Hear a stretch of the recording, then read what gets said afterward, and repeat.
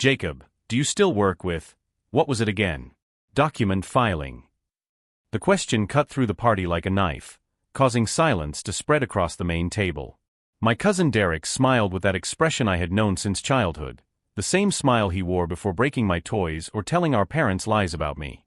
We were at his engagement party, surrounded by 300 guests in a gilded ballroom in downtown Chicago. Crystals sparkled from the ceiling, white orchids decorated each table, and the sound of aristocratic laughter echoed off the walls. It was exactly the kind of event Derek loved, an opportunity to show off his success and apparently, to humiliate me in public. My name is Jacob Mitchell, and at 42 years old, I've learned that silence can be both a weapon and a shield. At that moment, sitting at the head table while 200 people stared at me with morbid curiosity, I chose silence.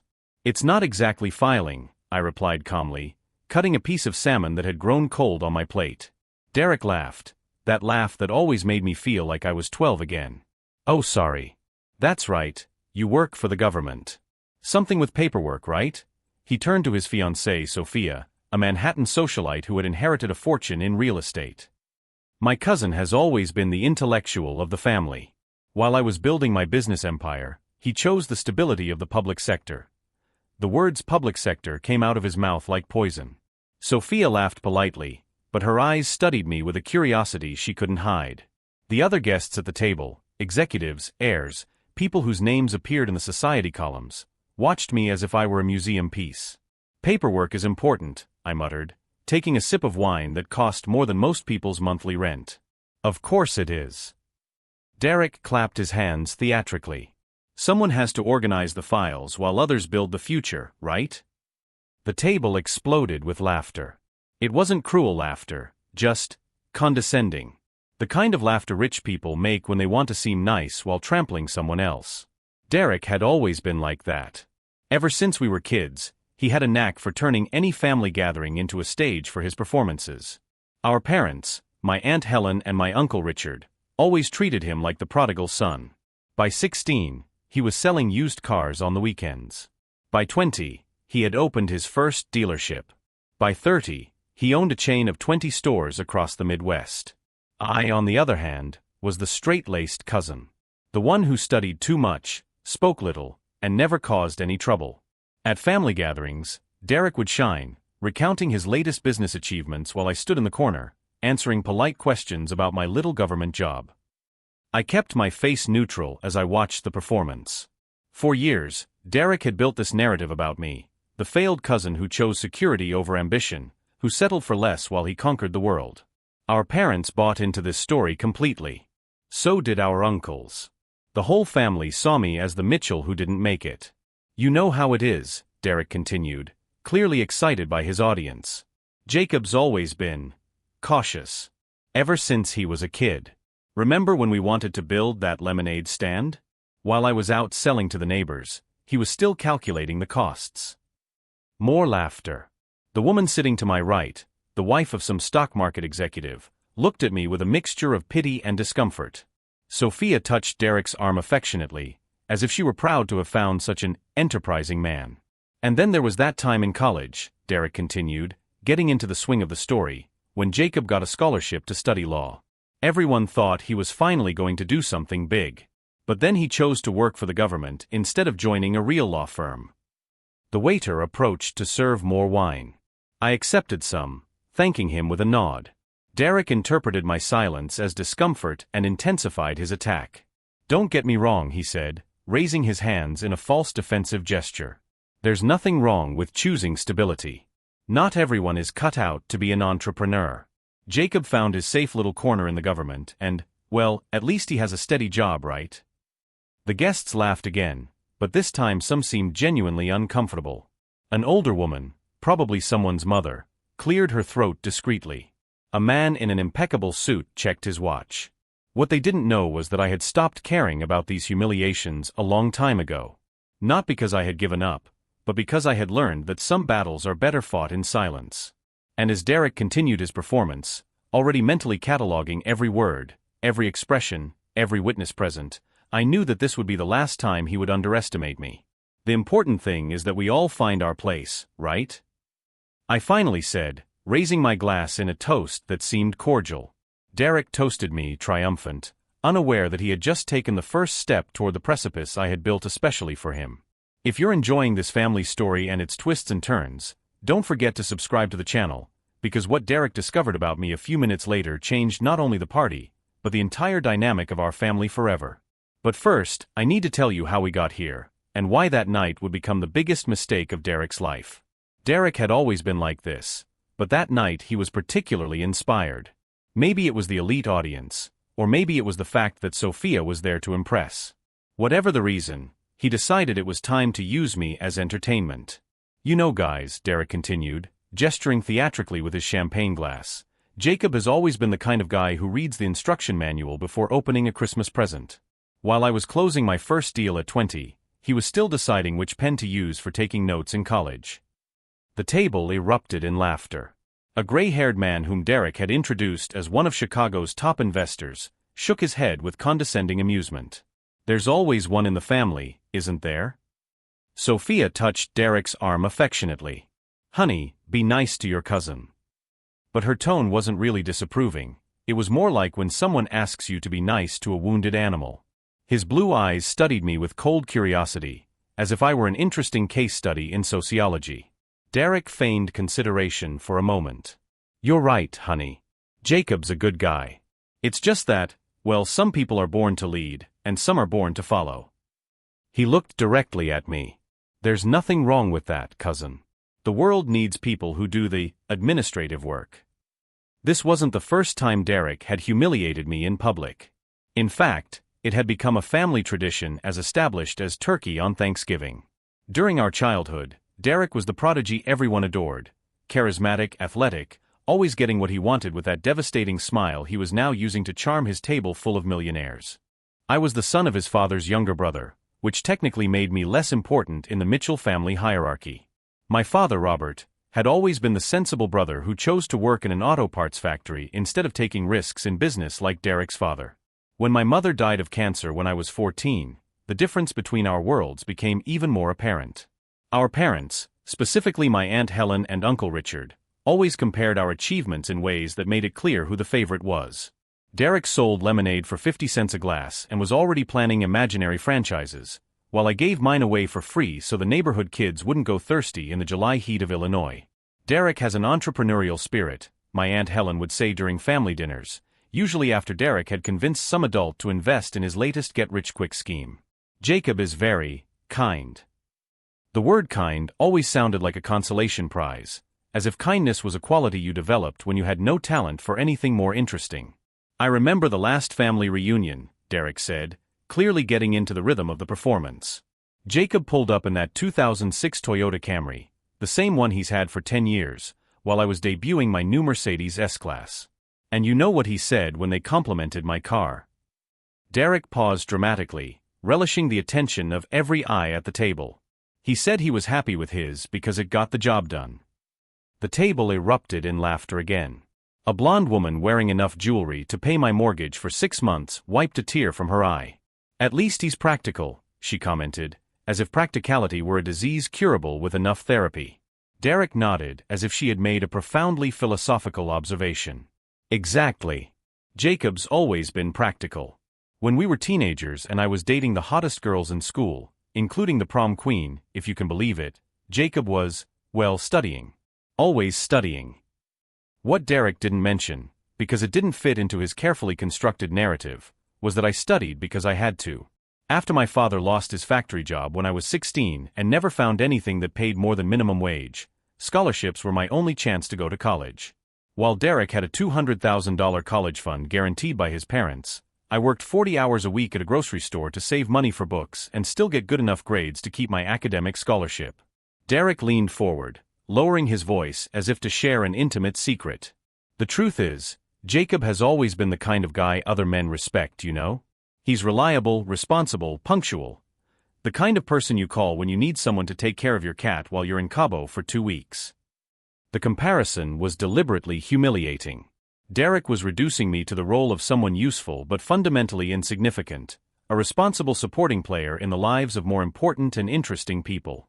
Sophia smiled at me with that studious expression rich people make when they want to seem charitable and socially conscious.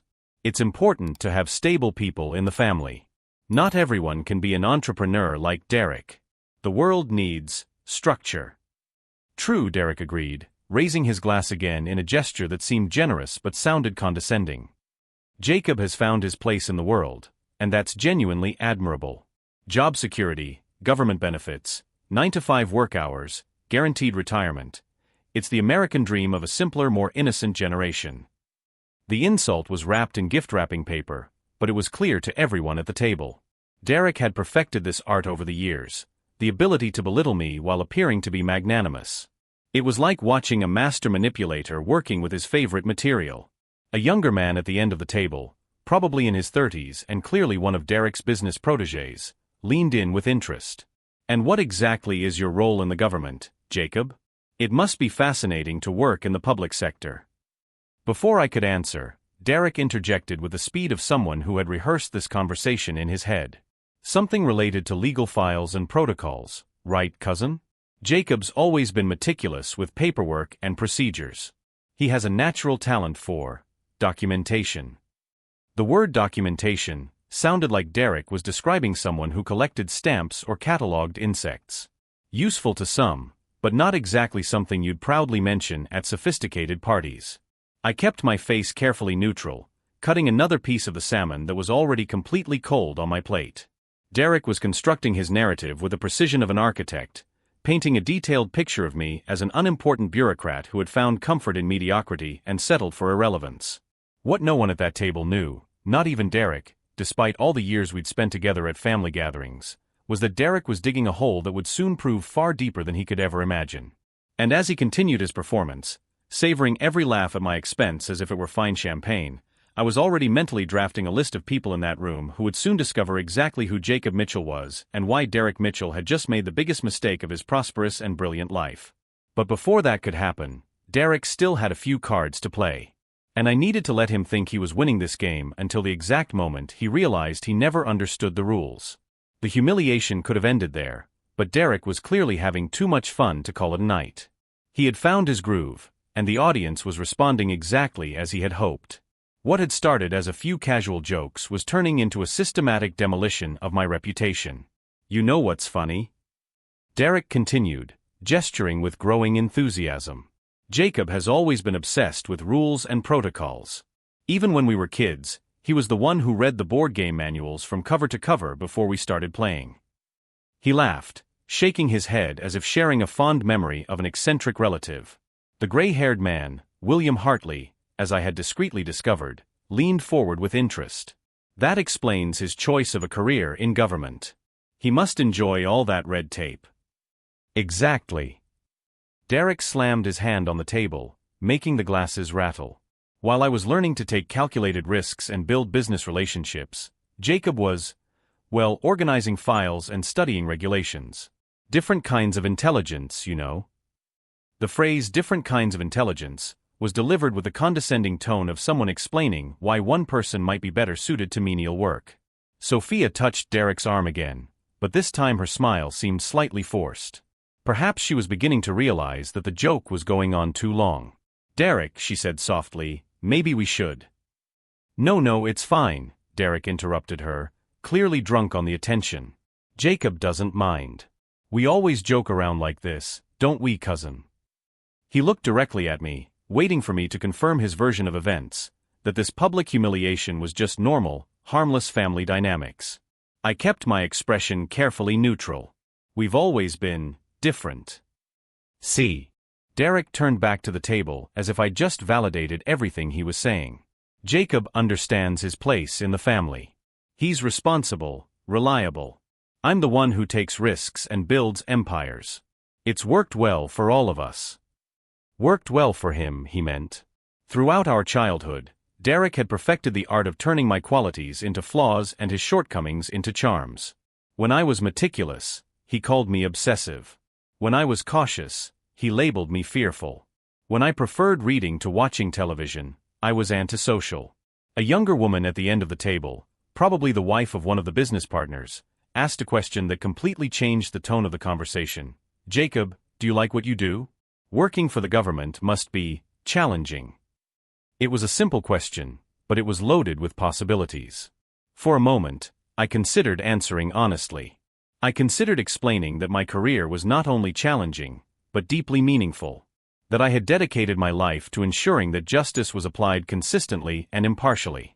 That people like Derek, people who trampled others to build their empires, sometimes found in my court a place where charm and money did not buy influence. But before I could respond, Derek took control again. "Oh, Jacob loves rules and procedures," he said, practically answering for me. "It's perfect for him. There's no pressure to innovate or make tough decisions. Just follow the manual and file papers in the right order." He laughed as if he had made a particularly witty observation. The insult was getting more specific now, more targeted. Derek wasn't just minimizing my career, he was painting me as someone intellectually incapable of handling real responsibilities. As someone who had chosen security because he didn't have the courage or skill to face genuine challenges. "Actually," I began calmly, but Derek cut me off immediately. "The best part," he continued as if I hadn't spoken, "is that Jacob never had to worry about unhappy clients or pressure to deliver results. The government will always need people to do what he does." The table laughed again, but this time some of the laughter sounded uncomfortable. An older lady discreetly checked her watch. William Hartley cleared his throat softly. Even Sophia seemed to be re-evaluating the situation. It was at that moment that something fundamental changed inside me. It wasn't anger. Anger is emotional and clouds judgment. It was something much colder and more precise. A court decision, if I may use the term. For years, I had tolerated these humiliations because they kept the peace in my family. Because it was easier to be the failure cousin than to confront the toxic dynamic Derek had built around me. But as I watched Derek savor every laugh at my expense, relishing the attention and control he had over the narrative of my life, something crystallized. It wasn't about me anymore. It was about all the other people Derek had trampled on over the years to build his grandiose self-image. It was about the arrogance that made him believe he could reduce anyone to a convenient caricature for his entertainment. Derek had made a fundamental mistake. He had assumed that I would remain passive indefinitely. That I would never choose to reveal who I really was because he had decided that I was no one special. "More wine, anyone?" asked a waiter, appearing discreetly beside our table. "Yes, please," Derek said expansively. "We're celebrating my engagement to the most amazing woman in Manhattan, my family together." He made a sweeping gesture that included me. "And Jacob finally coming out of his shell to join us at a social event." The phrase "finally coming out of his shell" was the last straw. Derek was implying that my presence there was some kind of favor he was doing me, as if he had rescued me from a life of social isolation to allow me to witness his greatness. As the waiter poured fresh wine and Derek continued his performance for the increasingly uncomfortable table, I made a decision that would change not only the rest of that night, but the entire dynamic of the Mitchell family forever. Derek had spent his entire life controlling how I was perceived by others. Now it was time for him to find out who I really was. More importantly, it was time for him to learn that some people prefer to be underestimated until the exact moment they choose not to be anymore. The information gathering phase was complete. The trial was about to begin. The decision had been made, but the execution had to be perfect. As Derek continued his performance for the increasingly uncomfortable table, I began mentally cataloging all the elements I would need for what was about to happen. It wouldn't just be a revelation, it would be a lesson in humility that Derek would never forget. The waiter had served the wine, and Derek was clearly drunk on the success of his presentation. Sophia tried to change the subject a few times, but he always returned to his obsession with publicly diminishing me. It was as if he had found the perfect entertainment to impress his new rich friends. "Do you know the funniest thing about Jacob?" Derek said, clearly planning another attack. "He's always been obsessed with titles and formalities. Even when we were kids, he insisted that everyone call him by his full name. Jacob, never Jake or Jakey like the rest of the family." He laughed, shaking his head. "I always thought it was just a phase, but he never grew out of it." William Hartley, the gray-haired investor, leaned in with interest. "Formalities can be important in certain professions. Especially in government, I imagine." Derek nodded emphatically. "Exactly. It's perfect for him. An environment where protocol matters more than results. Where you can spend 30 years in the same position and call it stability." The blonde woman with excessive jewelry asked a question that completely changed my strategy. Jacob, how long have you worked for the government? You must have seen a lot of changes over the years. It was the perfect opening. Derek had spent the entire evening constructing a narrative about my supposed mediocrity, but now someone was genuinely interested in hearing my side of the story. More importantly, it was a question that would allow me to reveal information without appearing defensive or confrontational. Over 15 years, I replied calmly. It's a job that requires a lot of discernment. Derek laughed before I could continue. Discernment. Perfect word for filing documents. He turned back to the table. Jacob always had a knack for making simple jobs sound important. But this time, Sophia interrupted him firmly. Derek, let your cousin speak. I'm curious about his work. There was something in her voice that suggested she was beginning to question her fiancé's behavior. Derek looked momentarily surprised by the interruption, but quickly regained his composure. Of course. Jacob, tell them about your important files. It was exactly what I had been hoping for. Derek had spent so much time crafting his version of my career that now any correction would seem like a bombshell. More importantly, he had done this in front of witnesses who could verify any information I provided. Actually, I began carefully, I don't exactly work in filing. Derek laughed again, but this time it sounded slightly forced. Oh, sorry. Legal procedures, protocols, something like that, right? I kept my expression neutral. Something like that. A younger man at the end of the table, who had been quiet for most of the evening, suddenly looked interested. Legal procedures? Do you work in the legal department of an agency? Derek answered for me again. Jacob's always been vague about the specific details of his job. Probably because there's not much to explain about, well, bureaucratic paperwork. But now other people were starting to ask questions. The older woman who had checked her watch earlier asked, What level of government do you work for, Jacob? State? Federal? State, I replied simply. Derek nodded as if that confirmed everything he'd been saying. See? State level. Probably some obscure department that processes forms. That's why he's always been so secretive about it. There's not much glamour in telling people you spend your days stamping documents. It was at that moment that I realized Derek had dug a hole much deeper than I had imagined. He had spent the entire evening constructing such a specific and limiting image of my career that any revelation of the truth would seem almost impossible to believe. It was as if he had created the perfect stage for his own humiliation. William Hartley cleared his throat delicately. Jacob, forgive my curiosity, but what department exactly do you work in? I have some contacts in state government. We may know people in common. That was the question I had been waiting for all night. Not only because it would give me the opportunity to reveal the truth, but because it came from someone with enough connections to verify any information I provided. Derek had chosen exactly the wrong audience for his humiliation campaign. The judicial system, I replied calmly. Derek practically choked on his wine. The judicial system? Jacob, you never mentioned. You never asked, I said simply. Sophia was watching me with a completely different expression now. No longer condescending or complacent, but genuinely curious. What kind of work do you do in the judicial system? Derek tried to regain control of the conversation. Probably something administrative. Scheduling hearings, organizing files. But his voice lacked the confidence he had displayed all evening. If you're following this family twist and want to see more stories of people who turned humiliation into victory, don't forget to subscribe to the channel, because what happened next left the entire table in absolute silence. William Hartley leaned forward, clearly intrigued. Jacob, are you by any chance Jacob Mitchell? From the 11th District. The silence that followed was deafening. Derek stopped speaking mid-sentence, his glass suspended in midair. Sophia blinked several times, as if processing information that didn't make sense. The blonde woman let out a small gasp of surprise. And that was when he knew there was no turning back. The truth was about to come out, and Derek would finally find out exactly who he had spent his entire life trying to humiliate. The preparation phase was over. Now it was time for the revelation that would change everything. The silence that followed William Hartley's question was deafening. Derek stopped speaking mid-sentence, his glass suspended in the air as if frozen in time. Sophia blinked several times, as if processing information that simply didn't make sense with everything she had heard in the last 30 minutes.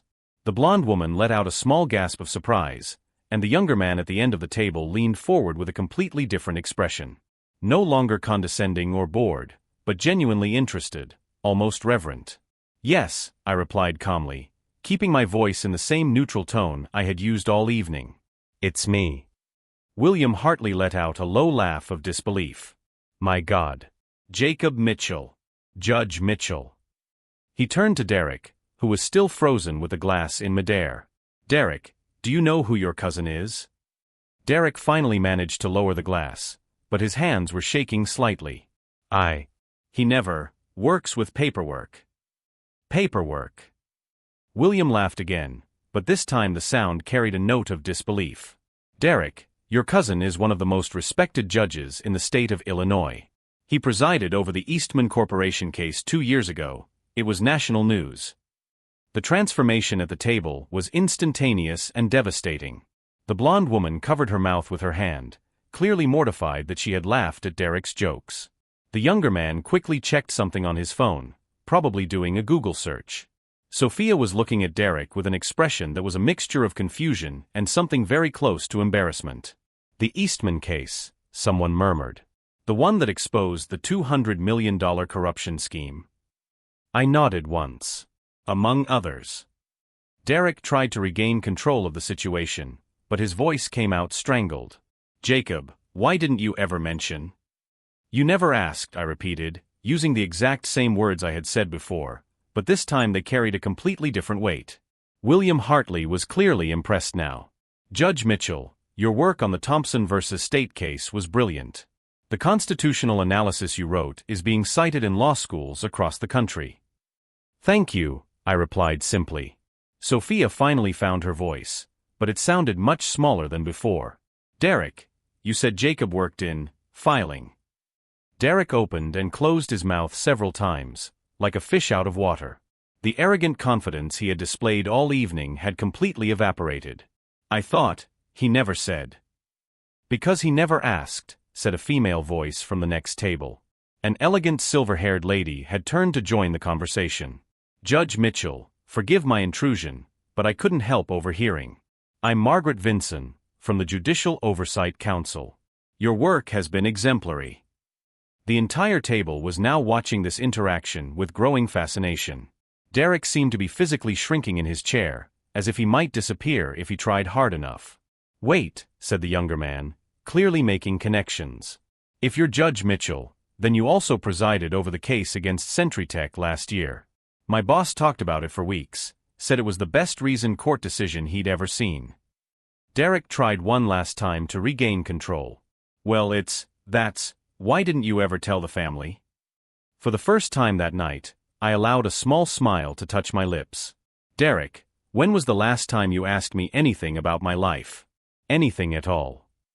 The silence that followed was absolute. Derek was clearly desperately recalculating every interaction we'd had over the past few years, every joke he'd made at my expense, every time he described me as the loser cousin to friends and colleagues. Sophia was looking at him with an expression I'd never seen before, not anger, but something much worse. Disappointment. As if she was seeing Derek in a completely new light and didn't like what she was discovering. "Actually," I continued, my voice still calm and measured, "I've been working in the judicial system for over 15 years. I was appointed to the bench at the age of 36, the youngest in the history of the district. I've presided over more than 2,000 cases, including several that resulted in changes to state law." William Hartley shook his head in admiration. 2,000 cases. "That's impressive, Judge Mitchell." Derek found his voice, but it sounded desperate now. "Jacob, I didn't know, you should have told me." "Should I have?" I asked, tilting my head slightly. "Derek, you've spent the last 30 minutes explaining to this entire table how I'm a failure who settled for a little job in government. How I file papers and stamp documents. How I never had the courage or intelligence to do anything meaningful." The blonde woman was visibly uncomfortable now. "We didn't know." "Of course you didn't," I agreed. "Because Derek has built a very convincing narrative about me. The failed cousin who chose security over ambition. the mediocre bureaucrat who never had the courage to take a risk. Sophia put her hand on Derek's arm, but he didn't even seem to notice. He was staring at me as if he were seeing a ghost. Margaret Vinson from the next table stood up and approached us. "Judge Mitchell, it would be an honor if you would join our table. We have some colleagues from the judiciary here who would be thrilled to meet you." Derek tried one last desperate maneuver. "Jacob is very humble. He's always been reserved about his successes." But the word successes came out of his mouth with a strange tone, as if he was still trying to process that I actually had successes to be humble about. "Actually," I said calmly, rising from my chair, "I'd love to join your table, Margaret."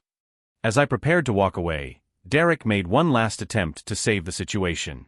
"Jacob, maybe we can talk later." I stopped and turned to him one last time. "Derek, during our childhood, you always said I read the manuals before I played. You were right. I always read the rules before I get into any game." I paused, letting the implication hang in the air. "The difference is, you never bothered to find out what game we were playing." And with that, I walked away from the table, leaving Derek to face the consequences of an entire evening spent constructing his own humiliation in front of exactly the kind of people who could ruin his reputation forever. But the real surprise was yet to come. The walk to Margaret Vinson's table was short, but each step echoed through the room like a silent statement. As I was introduced to the federal judges, prosecutors, and constitutional lawyers gathered there, I could feel the curious glances of the entire party turning in our direction. What had started as the private humiliation of a failed cousin had turned into the most talked-about event of the evening. "Judge Mitchell," said Federal Magistrate Robert Chun, extending his hand warmly. "I read your decision in Martinez versus State 3 times. Brilliant interpretation of the 14th Amendment." I shook his hand, thanking him with the courtesy I had learned in 15 years of presiding over hearings. But my attention was partly focused on the table I had left behind, where Derek was desperately trying to rebuild his credibility with guests who now saw him in a completely different light. "Forgive me for asking," Margaret said, lowering her voice, "but is that young man really your cousin?" His behavior was disconcerting. "Derek has always had difficulty processing information that doesn't fit into his worldview," I replied diplomatically. It was the kindest response I could muster about someone who had spent 30 years reducing me to a convenient caricature for his ego. District Attorney Sarah Williams leaned in with interest. "You mentioned he's a businessman. What kind of business?" "Car dealerships. A fairly successful chain in the Midwest." "Interesting," murmured Magistrate Chun. "I hope he conducts his business with more discernment than he demonstrated tonight." The conversation continued for over an hour. We discussed legal precedents, changes in constitutional jurisprudence, and a fascinating digital rights case that was coming before the Supreme Court. It was exactly the kind of intellectually stimulating conversation I rarely had at family gatherings, where my contribution was traditionally limited to nodding politely while Derek dominated every discussion. When I finally looked back at the main table, the scene had changed dramatically. Derek was visibly uncomfortable, answering questions with short answers and avoiding eye contact. Sophia seemed to be re-evaluating everything she knew about the man she had committed herself to marry. William Hartley and the other guests were engaged in polite conversation, but the mood was noticeably tense. "Jacob." A familiar voice called out to me. It was my Aunt Helen, Derek's mother, approaching with an expression that was a mixture of confusion and what could have been embarrassment. "Can we talk for a moment?" I excused myself from my new colleagues and followed my aunt to a more secluded area near the windows overlooking the Chicago skyline. "Why didn't you ever tell us?" she asked bluntly. "About being a judge, about your career. Why did you let Derek think you were just a regular government employee?" The question carried decades of dysfunctional family dynamics. "Aunt Helen, how many times have you asked me about my work? How many times have you shown genuine interest in my life?" She opened her mouth to respond, then closed it. She was clearly recalculating years of family conversations where my career had been treated as an irrelevant detail compared to Derek's business achievements. "Derek always said you worked with paperwork." "Derek has said a lot of things about me over the years," I replied calmly. Most of them without ever asking if they were true. The silence that followed was revealing. My aunt was being forced to confront the possibility that the son she had been so proud of had built his self-image by systematically humiliating another family member. "Those people you were talking to, they seemed Impressed. They're respected colleagues, I confirmed. The work I do impacts the lives of many people. It always has. I could see the gears turning in her mind. She was mentally reconstructing 15 years of family dinners, holidays, and reunions where she had treated my career as irrelevant, while celebrating each new dealership Derek had acquired as if it were a historic achievement. At that moment, Derek approached us. His arrogant confidence had been replaced by something I had never seen in him before: genuine humility. "Jacob," he began, his voice carrying a tone I didn't recognize. I need to apologize. For tonight, but also for years of misunderstanding. Misunderstanding. I repeated, allowing the word to hang in the air between us. Derek swallowed hard. For years of not asking. Of assuming. He paused, clearly struggling to find words for behaviors he'd practiced so casually that he'd never really examined their motivations. "Derek," I finally said, "during our childhood, you learned that you could make me feel smaller to make yourself feel bigger. It worked because I never fought back. But silence didn't mean agreement. It meant I'd chosen bigger battles to fight." Sophia had moved closer during our conversation, watching Derek with an expression that mixed disappointment and re-evaluation. "Jacob, I didn't know. Derek never mentioned that you were..." She gestured vaguely toward the table where I had been talking with federal judges. "Important." I finished. "Respected? Successful." Derek closed his eyes as if my words were physically painful. "Jacob, I really didn't know." "You didn't know because you never asked," I replied, keeping my voice calm and factual. "Over a 15-year career, you built a narrative about me without ever checking if it was true. And tonight, you shared that narrative with 300 people as if it were an established fact." The impact of the situation was clearly hitting Derek in waves. It wasn't just the immediate embarrassment of being corrected in public, but the growing realization that he had fundamentally misread someone close to him for decades. "The people there," Derek muttered, gesturing toward Margaret's table, "they really know you. They respect you." "Yes, Derek. They respect me because I've built a career based on integrity, competence, and public service. Qualities that I've always possessed, but that you chose not to see." Sophia touched Derek's arm gently. "Honey, maybe we should take some time to process all of this." Derek nodded, clearly overwhelmed. "Jacob, I don't know how to begin to apologize properly." "Start by asking," he said simply. "The next time you meet someone, instead of assuming who they are, ask them. Instead of telling your own stories about them, listen to their stories." The lesson was simple but profound. Derek had spent his life being the center of his own narrative, assuming that everyone around him existed only as supporting characters in his success story. The possibility that other people had their own complex stories, their own successes and challenges, had simply never occurred to him. When I left the party that night, I felt no triumph or revenge. I felt relief. For decades, I had carried the weight of being misunderstood by my own family. Not because I wasn't successful or important, but because they never cared enough to find out who I really was. The truth didn't need to be shouted or forced. It simply emerged when circumstances finally allowed it. And her strength didn't come from my need to prove anything, but from the undeniable reality of what I had built through years of quiet, dedicated work. 3 weeks later, I received a card from Derek. Not a text message or an email, but a handwritten card. "Jacob," he wrote, "I started asking questions. To Sophia, to my employees, to people I've known for years. You were right, I never really asked about their lives. I'm learning that listening is harder than talking, but infinitely more rewarding. Thank you for teaching me that." Derek and Sophia's wedding took place 6 months later, but it was a much smaller, more intimate ceremony. Derek had apparently lost his taste for grand displays of wealth after discovering that impressing people often means less than genuinely getting to know them. If you've made it this far on this journey about family, humility, and the importance of really getting to know the people around us, don't forget to subscribe to the channel. We have many more stories about moments that transform lives and relationships in unexpected ways.